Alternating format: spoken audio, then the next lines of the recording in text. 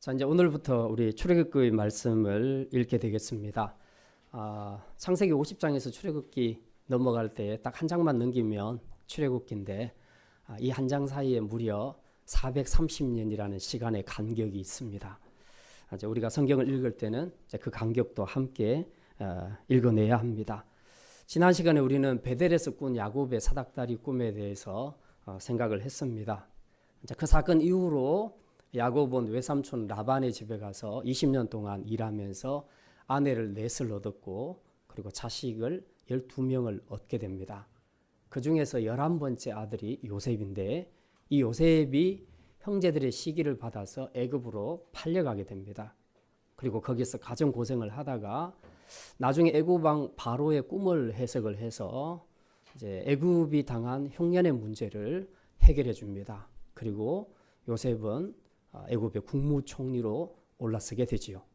그리고 그 덕분에 이제 그 흉년을 맞아서 고생하던 야곱의 가족들도 전부 애굽으로 다 이민을 오게 됩니다. 그래서 거기서 고센 땅에서 살게 되는데 그렇게 산 세월이 430년입니다. 이제 그 세월 지나고 출애굽기가 시작됩니다. 출애굽기를 딱 펼치면 맨 먼저 나오는 것이 모세 이야기입니다. 모세가 태어난 이야기들이 나오게 됩니다. 이제 이 모세 이야기가 출애굽기에서는 전반적으로 다 계속해서 나타나고 있는데 이것 때문에 우리가 자칫하면 위인전을 읽듯이 그렇게 그 모세 이야기로 읽게 되는 경우가 있는데 그런 것보다는 하나님께서 예전에 아브라함을 통해서 주셨던 그 언약, 내가 너를 복의 근원으로 삼겠다. 그리고 온 세상이 너로 말미암아 복을 받을 것이다.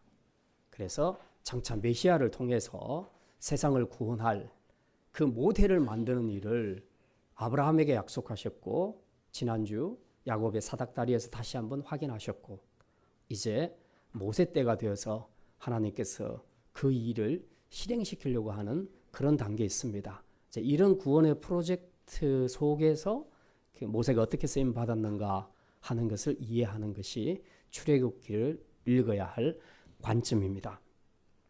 어쨌든 430년의 세월이 지나는 동안에 이제 요셉이라는 존재는 이제 어느덧 애굽에서는 다 잊혀진 존재가 되었고 그리고 애굽에는 요셉을 알지 못하는 새 왕들이 일어나기 시작했습니다. 그리고 그들이 보니까 이스라엘 백성들의 숫자가 굉장히 많더라는 겁니다. 애굽의 바로 왕 입장에서는 이제 굉장히 부담스러웠습니다. 자기 민족이 아닌 어떤 민족이 자기 땅에 살고 있는데 숫자가 기하급수적으로 계속 불어나는 것을 볼 때에 굉장히 두려움을 느꼈습니다. 한 민족의 인구수가 많아진다는 것은 그만큼 국력이 강해진다는 것을 의미하기 때문에 이게 애굽의 입장에서는 굉장히 큰 부담이 되고 위협이 됐던 거죠. 그래서 애굽 왕 바로가 그때부터 인구 억압 정책을 쓰기 시작합니다. 두 가지 방법을 쓰는데 하나는 이스라엘 남자들을 중노동을 시킵니다. 중노역을 시켜서 너무 피곤하게 해서 부부 생활을 못하게 하고 또 하나는 그래도 임신을 하게 돼서 아기가 나오게 되면 남자애들은 다 죽여버리도록 했다는 겁니다. 그렇게 해서 인구 억압 정책을 계속 썼지만 계속해서 이스라엘의 남자아이들의 수는 계속 늘어나기 시작했습니다. 어디까지? 한 200만 명 이상까지 숫자가 늘어났습니다. 요셉 때 야곱의 가족이 애굽으로 이민 올 때는 모두 몇 명이었죠? 70명, 또 다른 성경은 75명이라고 얘기합니다. 75명이 왔는데 430년 동안에 기하급수적으로 불어서 인구가 200만 명 이상을 돌파하게 되었습니다. 자, 그러니까 이제 이런 상태에서 애굽의 학대는 점점 심해지기 시작했고 이스라엘 백성들은 그 학대 때문에 하나님 앞에 절규하게 됩니다. 그래서 하나님께서 이스라엘 백성들의 부르짖음을 들으시고 이제는 내 백성을 애굽에서 꺼내야 되겠다라고 생각을 하신 겁니다. 그때가 마침 하나님께서 그 예비하신 신정국가를 이루어야 될 바로 그 타임에 도달하게 된 것입니다. 자, 그런데 이제 하나님께서 신정국가를 가나안 땅에 세우실 건데요. 우리가 통상적으로 알고 있는 한 나라가 세워지려면 세 가지 조건이 갖추어진다고 말씀했습니다. 예, 첫 번째가 뭡니까? 국민이 있어야 되고 영토가 있어야 되고 주권이 있어야 됩니다. 이 세 가지가 있어야 비로소 독립적인 나라가 될 수 있죠. 지금 이스라엘은 이 셋 중에 된 것은 하나밖에 없습니다. 네, 민족만 200만 명 이상 많아졌습니다. 땅도 없고 아직까지 자기들의 정체성을 말해줄 수 있는 법도 받은 적이 없습니다. 그런데 어쨌든 하나님께서 맨 먼저 하신 일이 국민 만들기입니다. 그래서 요셉을 통해서 야곱의 가족이 애굽의 고센 땅에 이민 오게 해서 거기서 무려 430년 동안 200만 명이라는 숫자로 하나님께서 크게 불려놨습니다. 200만 명 정도면 당시에 한 나라를 만들 수 있는 그런 수라고 볼 수 있는 것입니다. 자, 이제 남은 것은 뭡니까? 영토하고 주권인데, 영토 문제는 그렇습니다. 하나님이 이미 가나안 땅을 약속하셨어요. 그래서 이스라엘 백성들이 애굽에서 나가면 그 땅으로 돌진하게 될 겁니다. 그리고 하나님께서 가나안 적들을 다 물리치시고 그 땅을 차지하게 해주실 것입니다. 그러면 주권의 문제는 어떻게 해결되냐? 주권은 그 나라 백성들의 정체성을 보장해 줄 수 있는 것을 말하는데, 이게 바로 법입니다. 이 법은 이스라엘 백성들이 출애굽해서 가던 도중에 시내산에서 모세를 통해서 하나님께서 율법을 주십니다. 그렇게 해서 이제 완벽한 하나님의 신정 국가로 서게 되지요. 지금 일단은 이제 국민 만들기까지 이루어졌습니다. 자, 이렇게 해서 하나님의 구원의 프로젝트는 이 첫 단계를 이제 잘 출발을 하고 있는데, 문제는 이제 애굽에서 나가야지 두 번째, 세 번째 단계가 이루어질 거 아닙니까? 그런데 과연 이 애굽이라는 나라가 이스라엘을 그냥 호락호락 내보내줄 수 있을 것인가 하는 그것이 관건이죠. 절대로 안 보내줄 겁니다. 왜냐하면 애굽은 이스라엘 남자들의 노동력을 그동안 굉장히 유용하게 잘 사용했습니다. 그 출애굽기 1장에 보면요, 그 애굽의 국고성과 그리고 람셋을 건축하는데 굉장히 많은 인력이 들어갔습니다. 그때 사용한 인력들이 거의 이스라엘 남자들이었습니다. 그러니까 거의 저임금 내지는 무임금으로 노동력을 사용했기 때문에 애굽의 입장에서는 이 황금과 같은 그 인력을 그냥 보낸다는 것은 있을 수가 없는 일이었습니다. 그래서 어떻게 하든지 무슨 수를 쓰든지 애굽은 못 나가게 막을 것입니다. 자, 그런데 이제 이 애굽에서 못 나가게 막으려고 하는 이 일에 그냥 이스라엘 백성들은 못 나가게 하니까 우리는 나가지 말아야지, 그럴 수는 없지 않습니까? 이제 그들은 또 나가야 하는 그런 상황에 있습니다. 이제 바로 이런 상황 속에서 싸움이 벌어지게 될 것인데, 일단 싸움하면 육적으로 봤을 때는 이스라엘 백성들이 이기기가 힘듭니다. 왜냐하면 애굽은 그 당시에 상당한 강대국이었고요. 이스라엘 백성들은 무기도 하나 없는 순수한 농민들, 목축민들이었습니다. 그러니까 애굽이 마음먹고 군사들을 데리고 와서 바리케이트 치고 막기 시작하면 무기 하나 없이 훈련된 사람 없는 이스라엘로서는 절대로 출애굽한다는 것은 있을 수가 없는 일이죠. 불가능한 일입니다. 자, 그럼에도 불구하고 하나님께서 이 상황에서 모세를 불러서 내 백성 이스라엘을 애굽에서 이끌어내라, 탈출시켜라고 그렇게 말씀합니다. 결국 이제 탈출하려는 이스라엘과 못하게 하려는 이집트 사이에, 애굽 사이에서 이제 이 두 세력 간의 싸움이 일어나게 됩니다. 그래서 이번 주에 여러분이 출애굽기 23장까지 읽으시면서 보면 7장부터 14장까지는 거의 이 두 세력 간의 아주 끈질긴 싸움이, 투쟁이 벌어지는 것을 우리가 보게 됩니다. 이 출애굽 싸움은 얼마나 끈질기게 길게 가느냐, 무려 10라운드에 걸쳐서 싸움이 진행됩니다. 10라운드가 무슨 뜻인지 아시죠? 10가지 재앙, 하나하나 다 해서 10가지 재앙까지 통과하고 난 다음에 마지막에 결론이 나게 되죠. 잠깐 10재앙 한번 생각해 볼까요? 맨 처음에 무슨 재앙입니까? 피재앙, 그 다음 개구리재앙, 이재앙, 그 다음 파리재앙, 가축 그 전염병 재앙, 그 다음 악종, 종기, 그 다음 우바, 그 다음 메뚜기, 흑암, 장자. 예, 대단하십니다. 예. 방금 말씀하신 분들 좀 상품을 좀 드려야 되겠다. 자, 이렇게 이제 10가지 재앙을 동반해서 긴 10라운드의 전쟁이 벌어지게 되는데, 그러면 우리가 이 출애굽기를 읽을 때 이 출애굽 전쟁, 이 길게 지루하게 끈질기게 이어지는 이 출애굽 전쟁이 우리에게 주는 영적인 의미가 무엇인가 하는 것을 우리가 좀 알 필요가 있습니다. 오늘은 그래서 이 말씀 생각하려고 합니다. 세 가지 말씀드릴 건데요. 첫째는 출애굽 전쟁은 하나님과 거짓 신과의 싸움이라는 것입니다. 한번 따라합시다. 하나님과 거짓 신과의 싸움입니다. 예, 겉으로 봤을 때는 출애굽 전쟁은 나가려고 하는 이스라엘과 못 나가게 막으려는 애굽 간의 두 민족 간의 싸움으로 보입니다. 맞긴 맞는데 영적으로 봤을 때는 더 큰 의미가 있습니다. 이게 바로 창세기 3장 15절에 약속한 여자의 후손과 그리고 그 여자의 후손을 못 오게 막으려는 뱀의 후손 간의 싸움이 일어난 바로 그런 것을 의미하고 있다는 것입니다. 자, 여인의 후손과 뱀의 후손의 싸움은 예수님 오실 때까지 계속 진행될 겁니다.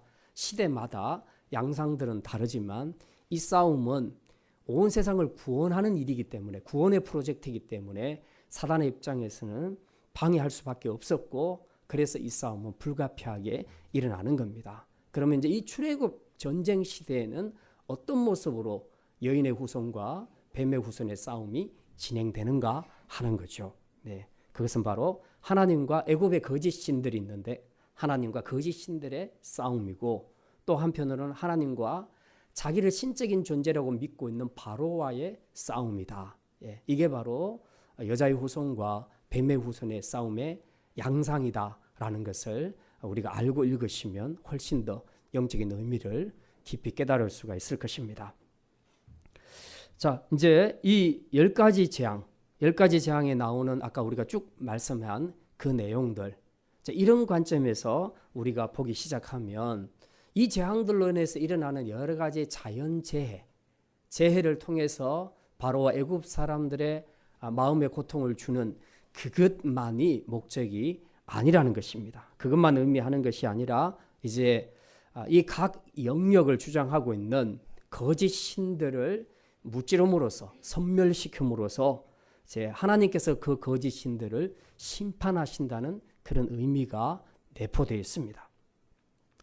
사실 이제 애굽의 이집트는 저희도 이제 성지순례 때 봤는데 이집트는 모든 동물들, 모든 사물들 배후에는 다 신이 있다고 생각을 했습니다. 그래서 그 나라에는 신들이 너무너무 많습니다. 굉장히 많습니다. 모든 것이 다 신인데 가령 예를 들어서 애굽의 가장 중요한 나일강, 젖줄인 나일강 같은 경우에는 그 나일강에도 나일강을 지키는 수호신이 있다는 겁니다. 크눔이라는 수호신이 있는데 이 수호신이 나일 강물을 통해서 이집트 사람들에게 식수를 공급하고 생명을 공급해 줘서 그들의 생존을 지켜주는 신이다. 그렇게 생각을 하고 믿었습니다. 근데 이제 하나님께서 이 첫 번째 기적에서 재앙에서 뭘 하십니까? 나일 강물을 다 피로 만들어 버리십니다. 피로 다 만든다. 이 이야기는 피가 됐으니까 이제 먹을 물이 없네. 식수 문제만 야기시킨 것이 아니라 나일강을 지키는 수호신이라고 철저하게 믿고 있는 애굽 사람들의 그 거짓 신들을 하나님께서 무찌름으로써 봐라, 너희들이 믿고 있는 신이 진짜 신이냐? 거짓 신이다. 그 거짓 정체를 탄로나게, 드러나게 하는 그런 중요한 의미를 가지고 있다는 것입니다. 그 외에 무슨 파리재앙, 독종재앙, 우박재앙, 메뚜기재앙, 흑암재앙, 심지어 장자재앙에 이르기까지 각 영역을 주관하는 신들이 다 있다고 믿었는데 그 하나하나의 재앙을 통해서 하나님께서는 이제 그 신들을 섬멸시킴으로써 그들이 믿고 있는 신들이 다 가짜다, 거짓이다 하는 것을 확실하게 드러내고 있습니다. 그리고 특히 이제 바로 왕과의 대결에 있어서는 이 10가지 재앙을 통해서 바로가 하나님 앞에 어떤 존재인지, 또 하나님 앞에서 바로 앞에서 하나님은 어떤 존재인지 그것을 확실하게 보여줍니다. 당시 애굽의 왕 바로 파라오, 여러 명이 다 파라오죠. 그런데 이 바로 왕은 항상 생각할 때 자기가 신적인 존재라고 생각을 했습니다. 그래서 굉장히 교만하기 짝이 없었습니다. 그래서 이 10가지 재앙을 거치면서도 끄떡하지 않고 끝까지 버텨냈던 것은 거의 자기를 신적인 존재로 생각하고 있었기 때문입니다. 그런데 하나님께서 이제 이 신적인 존재와 같이 여기는 바로, 그 바로의 장자 맏아들을 10번째 재앙을 통해서 죽여버리십니다. 그래서 그걸 통해서 진짜 모든 생명과 죽음을 주관하시는 분은 하나님이시구나 하는 것을 깨닫게 하시면서, 야, 네가 아무리 신적인 존재인 것처럼 모든 권세를 가진 것처럼 해도 넌 내 앞에서 아무것도 아니야. 너는 피조물이야. 네 아들 죽은 것처럼 너도 죽을 수 있어. 하나님께서 이렇게 경고장을 날린 겁니다. 지금도 세상은 존재하지도 않는 가짜 신들을 믿는 미신들이 하나님 나라 건설을 방해하고 개인의 구원을 발목을 잡는 경우들이 많이 있습니다. 실제로 이제 복음을 듣고 예수님을 영접하고 예수 믿고 교회 나가려고 하는 사람들에게서 이런 방해 역사들이 굉장히 많이 일어납니다. 저희 이모님 같은 경우도 그런 케이스인데, 주위에 믿는 자녀들도 많고 믿는 친척들이 많아서 아주 굉장히 전도를 많이 했습니다. 그래서 본인도 결심하고 몇 번이나 교회를 나가려고 했는데 지금도 못 나가고 있습니다. 그 이유 중에 하나가 교회 가려고 마음 먹고 갈 때마다 사건이 일어나고 또 아프고 몸이 막 아프고, 그러니까 이제 두려워서 교회 못 가겠다는 겁니다. 뭔가 있다는 거죠. 뭔가 있으니까 그렇다는 거죠. 이제 이런 그 사단의 공격과 또 미신적인 생각들이 개인의 구원의 발목을 잡는 이제 그런 경우들을 우리가 많이 봅니다. 그런데 이제 이걸 이겨내야 합니다.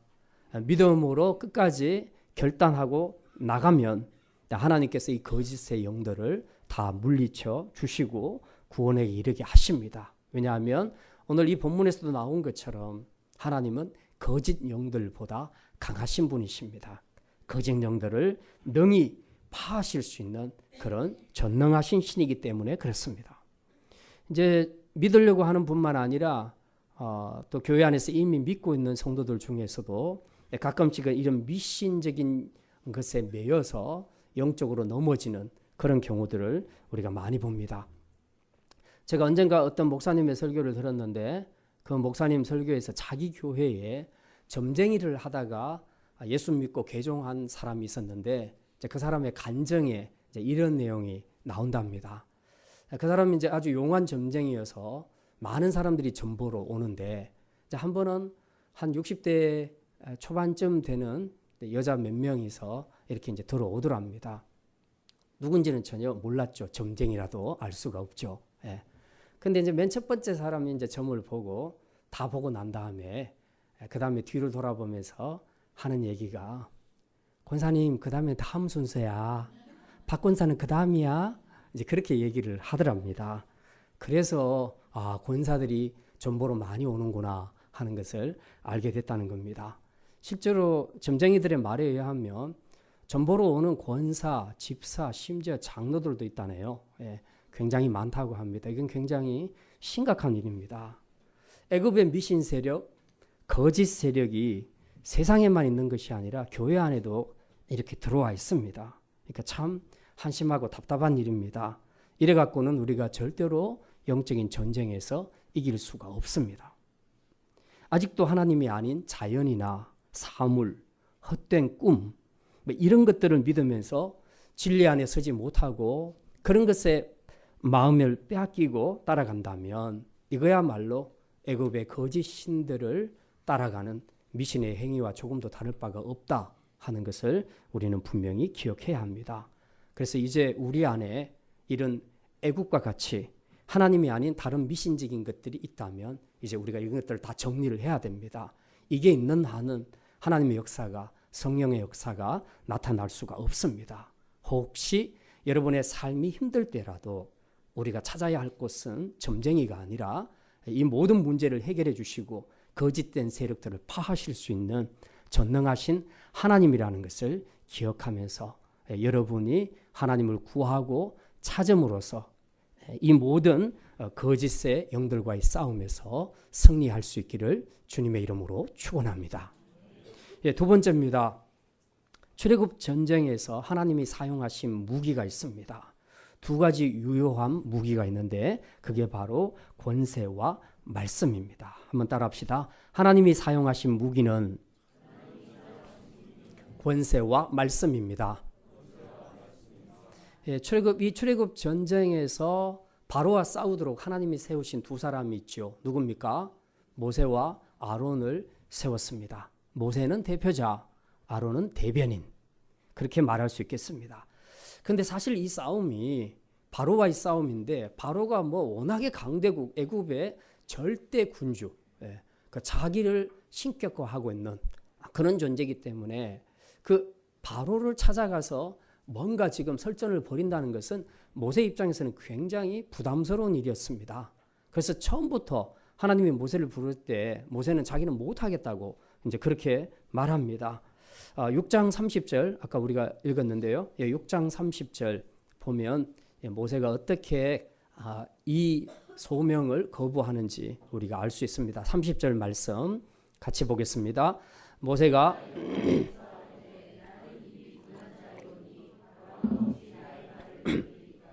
모세는 자신이 말재주가 없기 때문에 바로가 자기 말을 안 들을 것이라고 생각을 했습니다. 모세의 이 짧은 생각에는 이 전쟁의 승패가 언변에 달려있다고 생각했던 것 같습니다. 자, 그럴 때 하나님께서 이 염려하는 모세에게 어떻게 대답하십니까? 7장 1절에 이렇게 말씀합니다. 같이 읽습니다. 여호와께서 모세에게 이르시되 볼지어다 내가 너를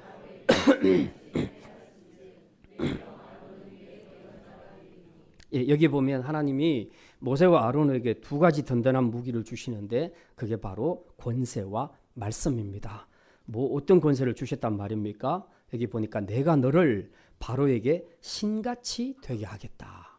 이 말은 모세가 바로 앞에서 우상처럼 된다 그런 뜻이 아니고 땅에서는 바로가 지금 신적인 존재로서 땅의 모든 권세를 가졌지만 그러나 하나님께서는 모세에게 바로가 가진 땅의 권세를 능가하는 하늘의 권세를 덧입혀 주실 것이다. 너를 신과 같이 내가 만들 것이다. 그렇게 말씀합니다.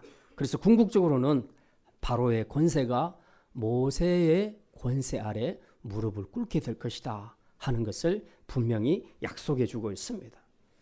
이게 바로 권세의 힘이지요. 예전에 그런 일들이 있었습니다. 고속도로에 아주 덤프트럭이 한 130km로 그냥 무한 질주하고 있다. 그러면 그 차를 어떻게 세울 수 있겠습니까? 무슨 힘으로 세울 수 있겠습니까? 아무리 힘이 센 이런 항우 같은 사람도 세울 수가 없을 것입니다. 그런 차들을 세울 수 있는 것은 힘이 세다고 되는 것이 아닙니다. 아무리 체격이 왜소하고 힘이 없어도 그것을 세울 수 있는 방법이 하나 있습니다. 그게 뭐냐 하면 교통경찰이 서 있으면 됩니다. 무슨 말입니까? 권세죠. 이게 바로 권세입니다. 교통경찰은 국가로부터 권세를 부여받았습니다. 그래서 상대가 아무리 험악한 사람이라도 교통경찰 앞에서는 무조건 순응하고 서야 하는 것입니다. 사람이 덩치가 얼마나 크고 힘이 세냐 하는 것은 별로 중요하지 않습니다. 중요한 것은 그가 어떤 권세를 가지고 있느냐 하는 것이 중요하다는 것입니다.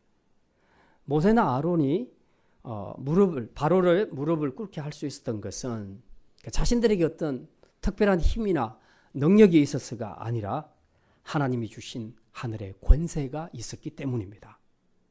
하나님이 모세를 바로 앞에서 신과 같이 세웠다.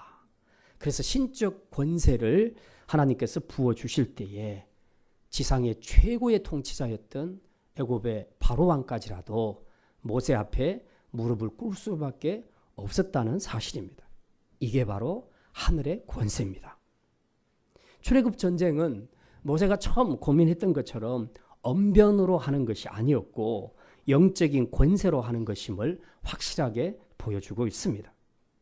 그래서 권세가 영적 전쟁에서는 가장 큰 무기가 된다 하는 것을 분명히 보여주고 있습니다.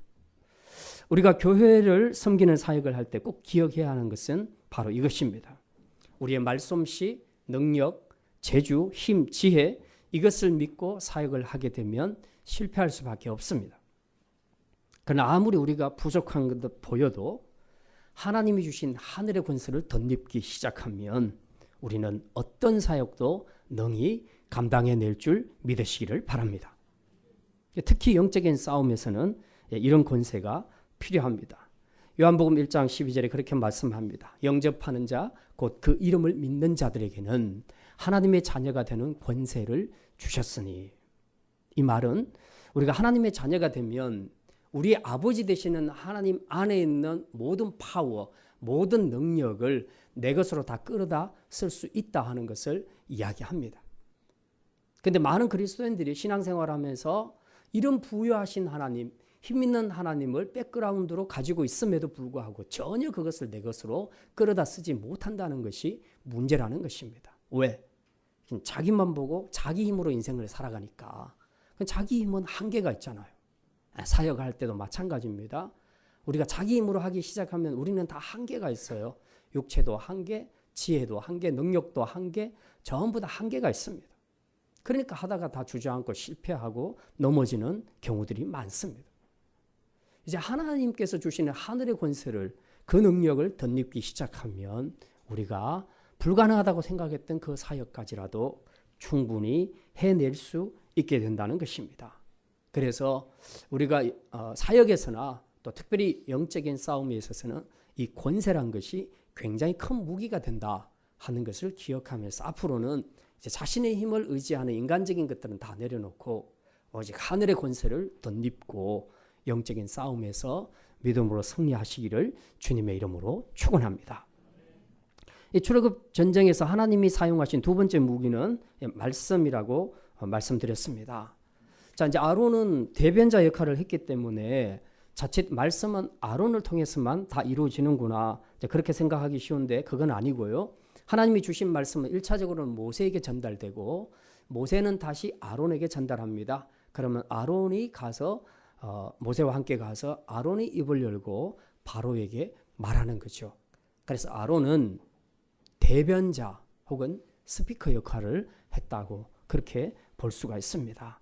그게 이제 6장 29절과 7장 2절에 잘 나타나 있습니다. 6장 29절 말씀 같이 읽겠습니다. 여호와께서 모세에게 말씀하여 이르시되 나는 여호와라 내가 내게 이르는 바를 너는 애굽 왕 바로에게 다 말하라. 지금 누구에게 말씀하셨어요? 모세에게 말씀하셨습니다. 자, 7장 2절 봅니다. 같이 읽습니다. 내가 내게 명령한 바를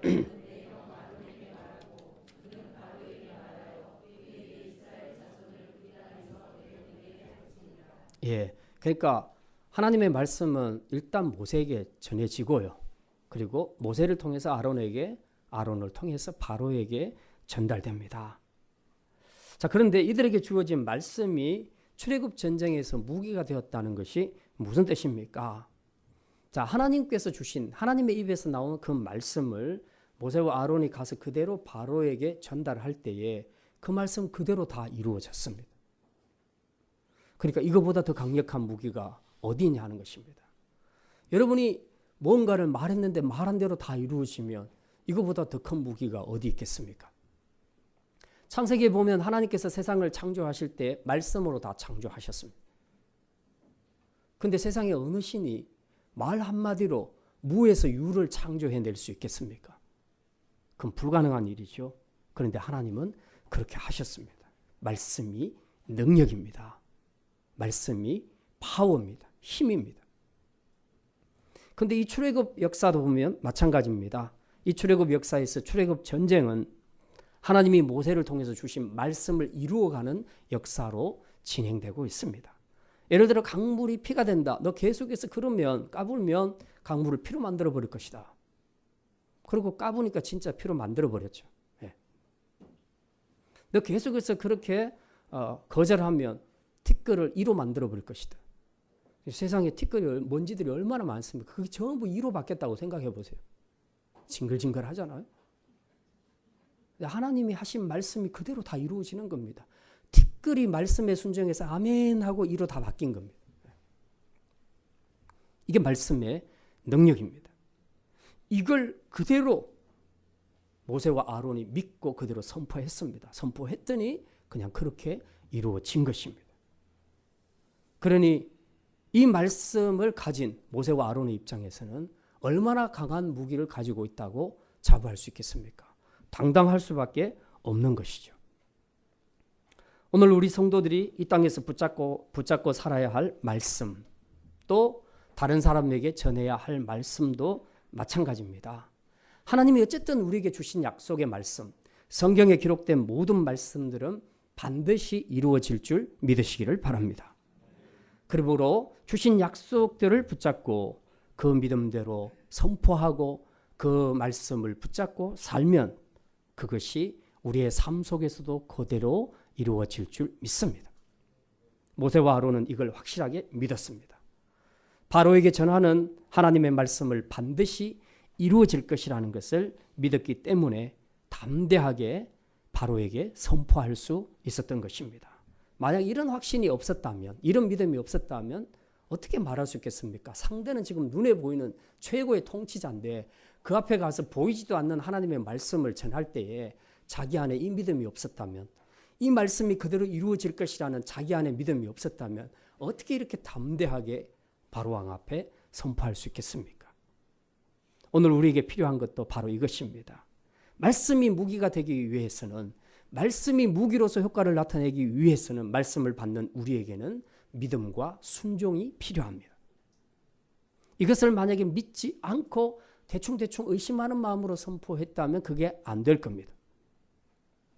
우리가 말씀을 많이 읽고 많이 알아도 이 말씀대로 이루어질 것을 믿지 않는다면, 또 이것을 전하지 않는다면 우리 안에는 역사가 나타나지 않을 것입니다. 하나님이 하신 말씀, 성경에 기록된 말씀은 반드시 이루어질 줄 믿으시고 이제부터 우리가 그 말씀에 순종하여서 그 말씀 붙잡고 살아가시기를 바랍니다. 그러면 반드시 그 말씀이 큰 영적인 무기가 되어서 우리를 담대하게 할 뿐만 아니라 모든 영적인 싸움에서 승리하게 해주실 것입니다. 이제 마지막 세 번째입니다. 출애굽 싸움의 목적입니다. 목적이 뭐냐? 왜 하나님이 이렇게 지루한 긴 싸움을 하셨는가 하는 것입니다. 그것은 바로 하나님이 여호와임을 알게 하기 위해서입니다. 한번 따라합시다. 하나님이 여호와이심을 알게 하기 위함입니다. 예, 하나님은 이스라엘을 출애굽시킬 때에 단 한 번에 끝장낼 수 있는데 그렇지 않았습니다. 10가지 재앙으로 갈 것도 없이 그냥 한 방에, 예를 들어서 장자 재앙을 첫 번째로 딱 시행해버리면 그냥 바로 쇼부 봤을 겁니다. 그런데 하나님께서는 그렇게 하지 않으셨습니다.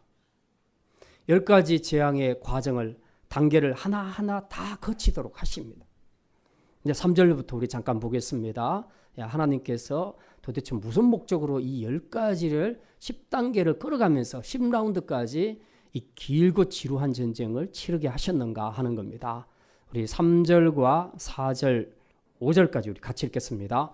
내가 바로의 마음을 완악하게 하고 내 표징과 내 이적을 애굽 땅에서 많이 행할 것이나 바로가 너희의 말을 듣지 아니할 터인즉 내가 내 손을 애굽에 뻗쳐 여러 큰 심판을 내리고 내 군대 내 백성 이스라엘 자손을 그 땅에서 인도하여 낼지라. 내가 내 손을 애굽 위에 펴서 이스라엘 자손을 그 땅 인도하여 낼 때에야 애굽 사람이 나를 여호와인 줄 알리라 하시매. 하나님의 생각이 여기 3절, 4절, 5절에 그 계획이 다 나와 있습니다. 하나님의 계획은 뭐냐 하면 이스라엘을 단 한 번에 탈출시키는 것이 아니고요. 차근차근 10가지 재앙의 과정을 다 밟음으로써 이제 자신을 대적하는 애굽과 바로에게 내가 누군지를 보여주겠다는 겁니다. 이걸 확실하게 보여주겠다 하는 하나님의 의도가 있습니다. 그래서 단번에 쇼부를 보지 않고 10단계를 거치게 되는 것입니다. 이제 여기 보면은 3절에 보면 내가 바로의 마음을 완악하게 하고, 이것 때문에 하나님께서 바로의 마음을 완악하게 하셨다고 말하고 있습니다. 이 말을 오해하면 하나님께서 지금 자기를 더 확실하게 알리기 위해서 10라운드까지 끌고 가려고 바로의 마음을 계속해서 강팍하게 하셨구나. 그렇게 생각하기 쉬운데 그게 아닙니다. 그렇게 되면 모든 책임은 하나님께 가는 것이죠. 그게 아니고 바로의 그 완악함, 불순종하고 거역하는 그 완악한 마음을 하나님께서 단번에 심판하지 않고 그대로 내버려 두셨다는 겁니다.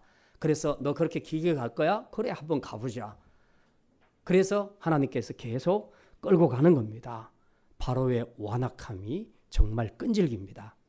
이게 바로 여인의 후손을 막으려는 뱀의 후손의 집요함입니다. 사단의 속성이 바로 여기에 나타나 있습니다. 일반적으로 우리 성도들은 뭘 하나 시작을 하면, 저도 마찬가지입니다만, 믿음으로 한번 말씀을 읽어보겠다, 성경 일독 해보겠다, 기도 생활을 해보겠다, 내가 앞으로는 이런 걸 해보겠다, 신앙적으로 결심을 하지만 작심삼일의 경우가 너무 많잖아요. 너무 심합니까? 작심 석 달. 예. 이 말하면 아주 긴데 집요함이 약합니다. 근데 사단은 굉장히 집요합니다. 끈질깁니다. 사실 우리가 이 7장부터 14장까지 읽다 보면요, 아주 질리잖아요. 뭐 이렇게 10가지까지 갈 필요가 있을까? 그냥 대충 한 서너 개만 하고 끝내지. 읽는 우리도 좀 답답할 때가 많잖아요. 좀 짜증나고요. 바로한테도 짜증나고 하나님은 힘도 있으면서 그냥 한 방에 해치우지. 왜 이러실까? 이제 그런 생각이 들 수도 있지 않습니까? 그런데 그게 아니라는 겁니다. 여기서 이미 사단의 속성인 끈질김과 집요함이 나타나고, 이토록 인간은 하나님 앞에 거역하려고 하는 마음이 아주 강하다 하는 것을 보여주시면서, 동시에 하나님께서는 이 완악함에 대해서, 그래 네가 그렇게 완악하다면 더 확실하게 내가 누군지를 보여주겠다. 그래서 각 영역마다 주장하는 애굽 사람들이 믿고 있는 각 신들이 있는데 그 신들을 하나하나 다 섬멸시켜 버립니다. 섬멸시키면서 봐라, 나는 뭐 이의 신, 뭐 파리 신, 어떤 신이든 간에 내 앞에서는 전부 다 무너질 것이다. 그건 가짜다. 내가 진짜다. 나를 대적하는 자는 다 죽을 것이다. 이렇게 죽을 것이다. 그러나 나는, 나를 믿는 내 백성은 내가 사랑하고 지키고 그들을 건져주실 것이다. 그래서 5절에서 그렇게 말씀하죠. 내가 내 손을 애굽 위에 펴서 이스라엘 자손을 그 땅에서 인도하여 낼 때에야 애굽 사람이 나를 여호와인 줄 알리라. 예. 근데 결국 마지막 단계까지 다 가서 바로와 애굽 사람들은 볼 거 다 보고 당할 거 다 당하고 그러고 난 다음에서야 비로소 더 이상 못 해보겠구나. 이스라엘의 신은 최고다. 인정하기 싫지만 최고다. 우리가 믿었던 애굽의 신들은 다 가짜구나. 힘이 없구나. 무력하구나. 이런 것들을 깨닫게 된 것입니다. 이게 바로 하나님이 출애굽 전쟁을 10라운드까지 펼친 이유라는 것입니다. 우리가 믿고 있는 하나님은 바로 이런 하나님이십니다. 어떤 권세자도 하나님을 이길 수 없습니다. 하나님은 자신을 대적하고 자기 백성을 괴롭히는 자를 심판하시는 분이실 뿐만 아니라 자기를 의지하고 신뢰하는 자기 백성을 어떤 상황에서도 건져내시는 구원의 하나님 여호와라는 것을 확실하게 보여주고 있습니다. 그러므로 우리가 바로처럼 하나님을 끝까지 대적하다가 당할 것 다 당하고 뒤늦게서야 후회하고 깨닫게 되는 이런 어리석은 삶을 살 것인가? 아니면 처음부터 하나님의 말씀에 순종하고 믿고 나아가서 하나님이 약속하신 그 구원과 축복을 누리며 살 것인가? 선택은 우리의 몫입니다. 한 가지 분명한 것은 바로와 애굽이 보았던 그 구원의 여호와가 지금 저와 여러분이 믿고 있는 구원의 하나님이심을 믿으시기를 바랍니다. 그래서 어떤 어려운 상황에 처할지라도 이 구원의 하나님을 붙잡음으로 구원의 축복을 누릴 수 있기를 주님의 이름으로 축원합니다. 이제 말씀을 마칩니다. 어떤 전쟁도 하나님을 이길 수 있는 전쟁은 없습니다. 왜냐하면 전쟁은 여호와께 속한 것이기 때문입니다. 출애굽 전쟁은 이미 여호와께 속한 전쟁이었고 승리가 예고된 전쟁이었습니다. 팽팽한 전쟁이 아니었다는 겁니다. 처음부터 하나님의 주도하에서 하나님께 속한 전쟁이었고 승리가 결정된 전쟁이었다는 것입니다. 이걸 모르고 바로처럼 대적하면 자신만 무너지고 깨질 뿐입니다. 바라기는 우리 모든 성도들이 어떤 영적인 전쟁을 치를 때라도 모든 전쟁은 여호와께 속했다는 것을 알고 이미 승리가 보장된 이 전쟁터에 우리가 서 있다는 것을 생각하면서 흔들림 없이 다른 이상한 것 찾고 구하고 바라보지 말고 우리의 구원자 되신 그 주님을 구하고 찾고 의지함으로써 여러분 앞에 놓여 있는 어떤 영적인 전쟁에서도 승리하며 살아갈 수 있기를 주님의 이름으로 축원합니다. 기도합니다. 하나님, 출애굽 전쟁을 통해 그 어떤 전쟁도 하나님을 이길 수 있는 전쟁은 없음을 깨닫습니다. 이제 우리가 그리스도의 군사된 자로 먼저 우리 안에 있는 미신과 거짓들을 파하게 하시며 하나님이 주신 영적 무기인 하늘의 권세와 말씀을 믿음으로 적극 사용함으로써 그리스도를 대적하는 모든 세력의 무릎을 꿇릴 수 있는 믿음의 군사가 되게 하여 주시옵소서. 앞으로 우리가 치르게 될 모든 영적 전쟁도 기약 없고 소망 없는 전쟁이 아니라 승리가 예고된 하나님께 속한 전쟁임을 깨닫고 어떤 상황에서도 우리의 구원자 되시는 하나님만 의지함으로 늘 승리하는 십자가의 군병들이 되게 하여 주시옵소서. 감사드리며 이 모든 말씀 우리 주 예수 그리스도의 이름으로 기도드립니다. 아멘.